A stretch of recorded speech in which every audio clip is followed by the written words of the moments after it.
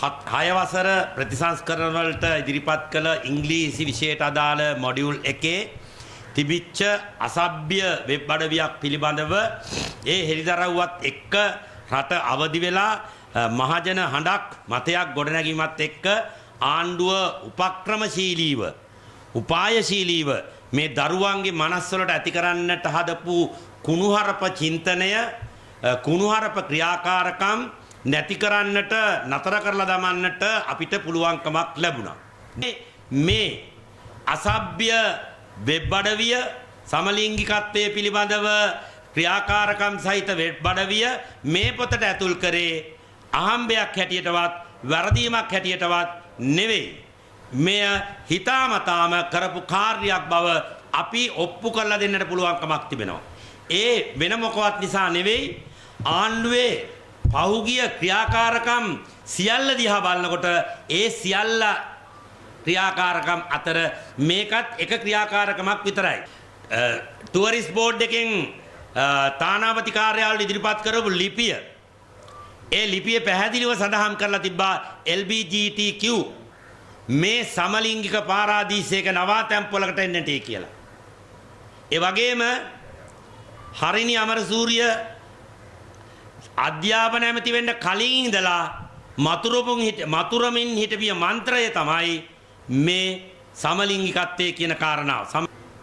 රුපියල් 5000ක් දෙන්න සෙක්ස් කරන්න 16න් පස්සේ සෙක්ස් කරන්න මුහුදු වෙරළේ ඇරලා ඒ වරදක්ද කියලා ඇහුවා.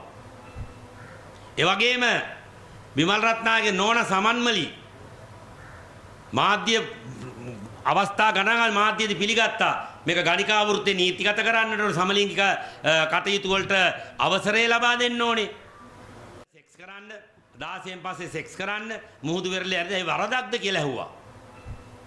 ඒ වගේම විමල් රත්නාගේ නෝන සමන්මලි මාධ්‍ය අවස්ථා ගණනක් මාධ්‍යයේදී පිළිගත්තා. මේක ගණිකා වෘත්තේ නීතිගත කරන්නට ඕන සමලිංගික කටයුතු වලට අවසරය ලබා දෙන්න ඕනේ.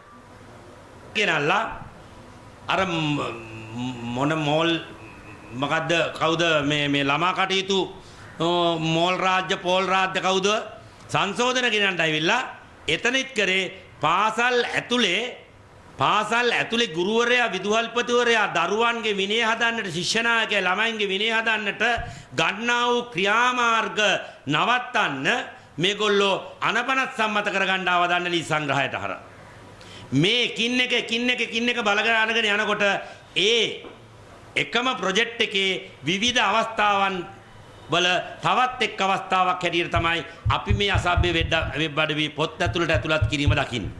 මේ ප්‍රතිසංස්කරණ රටට අත්‍යවශ්‍යයි.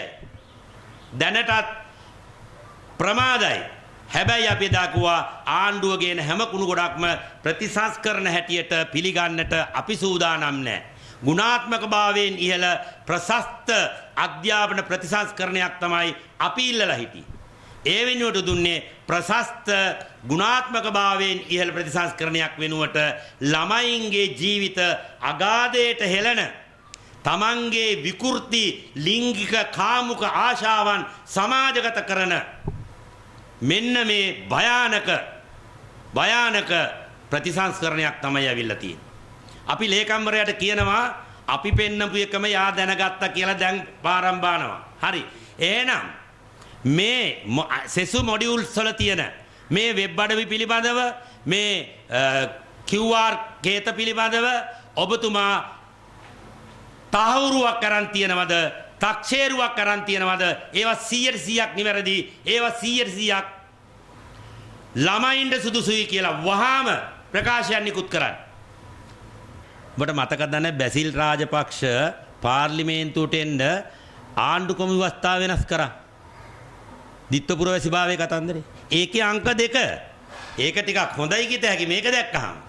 මේක තමන්ගේ පුද්ගලික විකෘති ලිංගික ආසාව ඉටු කරගන්න. විකෘති ලිංගික ආසාව ඉටු කරගන්න. රටක් පාවිච්චි කරනවා, පරපුරක් පාවිච්චි කරනවා. ඔය කියන මම ඒකයි කිව්වේ ලේකම්වරයා දැන් පුරසාරන් දොඩවන්න නැතුව ඔබ කිව්ව ඔය සියලු වෙබ් අඩවිවල අවඩක් නැහැ, විකෘති දේවල් නැහැ, ළමයින්ට නුසුදුසු දේවල් නැහැ කියලා වහාම තාහුරුවක් නිකුත් කරන්න දෙමව්පියන්ට. එතෙක් මේ එක පොතක්වත් බෙදන්න එපා පාසල් වලට.